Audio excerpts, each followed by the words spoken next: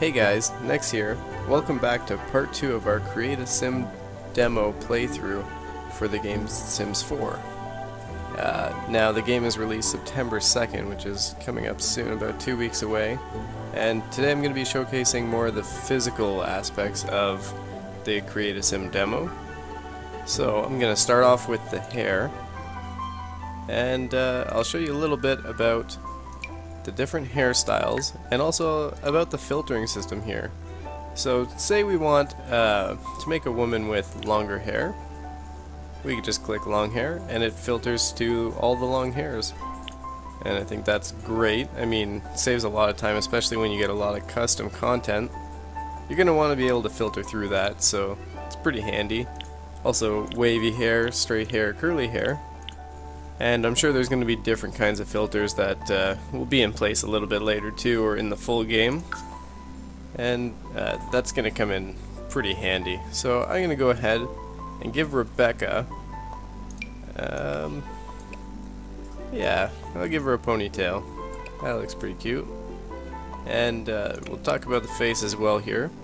There's a lot more custom faces that look more like real faces. A lot of them in The Sims 3 were kind of creepy, but now we've got a lot more normal faces, a little more ethnic diversity as well, so you don't have to go into creating somebody if you wanted to make somebody of a darker skin or an Asian person, or even just different cultures around the world. Also, The Sims in-game will be a lot nicer, just looking in general. The Sims communities will be a little more ethnically diverse right off the bat, instead of having to create your own towns and creating everybody in them, which is always a lot of work. And now skin details, the beauty marks are pretty well exactly the same as they were in Sims 3. Not too much changes there, but there's really not too much that you need changed. They had it right the first time, and I'm glad that they just stuck to those 6 basic skin details. Another cool thing is with hats now, you can actually wear hats with any hairstyle, which is pretty big. Before, you'd only get a selection of maybe 3 or 4 per hat, and you miss out on maybe your favorite hairstyle while wearing a hat at the same time. And I mean, in real life, you can wear a hat with any hairstyle, really. So I mean, it's a little more real now, which is always just better. Always, whenever they make things a little more real, it's a little more immersive.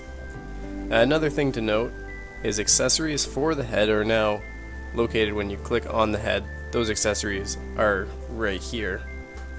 In The Sims 3, they're located in accessories, which was kind of an awkward spot, just because you'd have to sort through all the accessories and then find the stuff for the head that you want.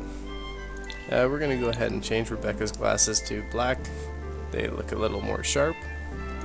And we'll also give her a necklace here. And we'll change that color to that. Something else to note is that the Create a Style is no longer available.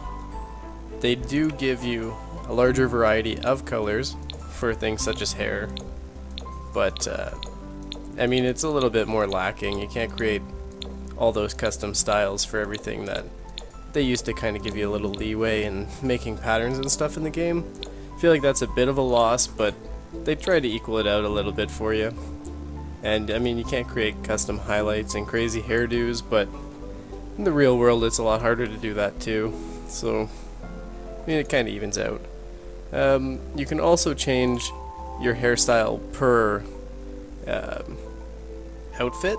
So for formal, for instance, if we want to go with a little more updo than her everyday, then we can make it a little more updo just by clicking the top here and changing what she's going to be wearing for that, which is also pretty great. I mean, it's a lot easier than before. Now, makeup hasn't really changed that much either. They've gotten rid of quite a bit of the silly clown makeups and such, but that's kind of a good thing. I mean, not too many people actually use those, and they're just kind of weird and creepy, which I think that was a good choice to get rid of them. So now you can go with normal. There's still some crazy ones, like I think you can do a glittery lipstick here. No, you can't, but maybe later. You can do black, creepy, kind of goth lipstick if you really wanted to, if you're making a goth character. So they don't really limit you too much, just kind of take out some of the choices that people didn't really use before anyhow. Which is always a good thing. You don't want to make too many weirdly randomized Sims in the world. Now, we'll also go into detail about the body customization as well.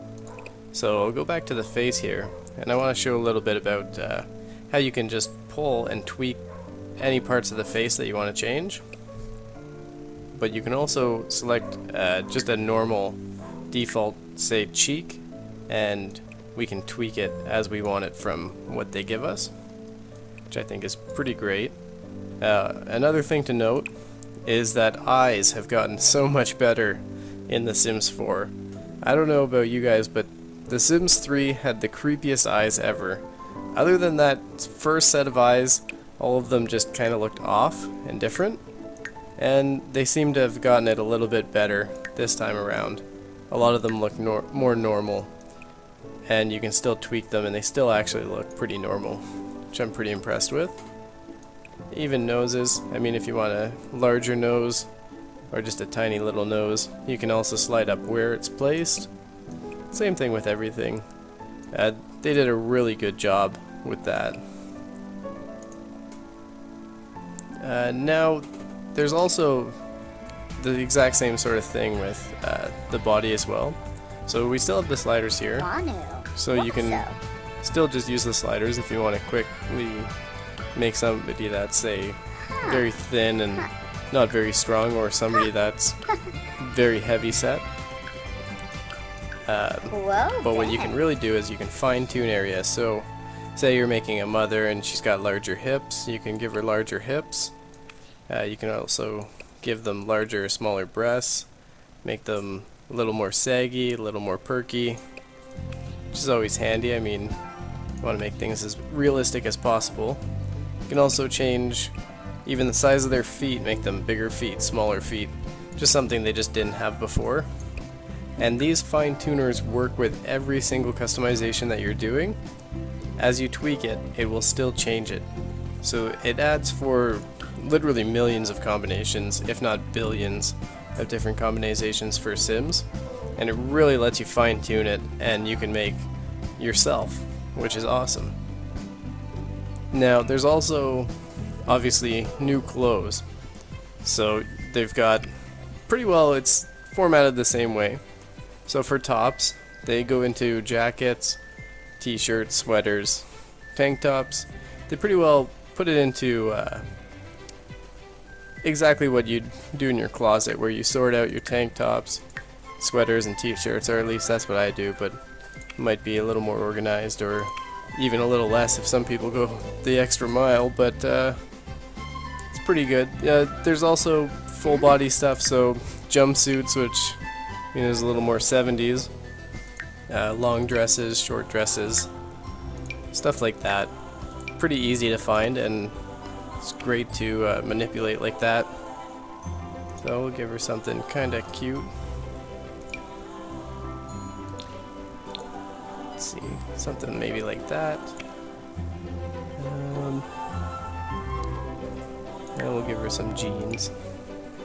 Now, there's obviously going to be a lot more things in the base game itself, but they give you a little limited sample size because they don't want to show off everything right now, obviously.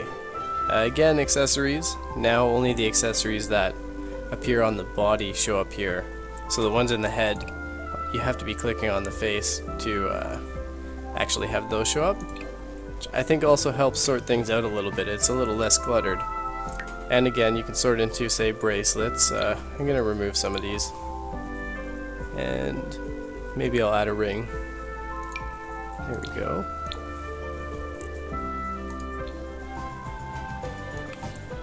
Yeah, there we go. So now she's got a ring. And even the shoes, everything's customizable. Outfits, again, you can just click at the top and we see she's still got her different hairstyle, and even different shoes for that wear and all that. Pretty similar to before, but I like that it's just right up at the top here so you can compare stuff, which is pretty cool. Another cool thing is when you play with genetics now, you can actually randomize siblings, which is awesome. So if you just want to make somebody that looks pretty similar to your sim that you're making, she can either have a randomized brother now, or a randomized twin, or a sister, which is great. I mean, it helps make families so much faster. Now you can keep on randomizing until you get something that you think you'll like, and you can kind of, obviously after you make them, you can go in and tweak them as well, which it just helps speed things up if you just want to get right into the game but still want to make your family look similar, which is great. I think that concludes everything for the tutorial. I didn't really go into the socks, but socks are pretty straightforward. Striped socks or no socks. And that'll be all for this part of the tutorial. Thanks for watching. This is Nex. Thank you everybody.